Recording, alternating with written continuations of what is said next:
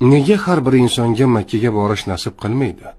Nega minglab insonlar Ka'bani ko'rishni orzu qiladi, ammo unga faqat ba'zilargina yetadi? Bu tasodifmi? Yo'q. Bu Allohning tanlovidir. Olimlar aytishadi, Allohning uyiga faqat uning o'zi taklif etgan bandalar kiradi. Makka turistik joy emas, bu yaratuvchining uyidir. U yerga faqat ruxsat etilganlargina boradi. Qarang, qancha odam pul to'playdi, hujjatlar tayyorlaydi, ammo oxirgi paytda hammasi bekor bo'ladi. Ammo shundaylar ham borki, u safarni hatto rejalashtirmagan bo'lsa ham, Alloh unga bu imkoniyatni beradi. Nega shunday?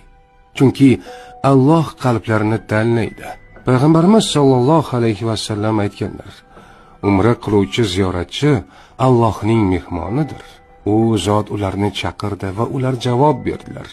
Agar ular undan bir narsa so'rasalar, Alloh ularga beradi. Agar mag'firat so'rasalar, Alloh ularni kechiradi. Makkaga borish bu oddiy sayohat emas.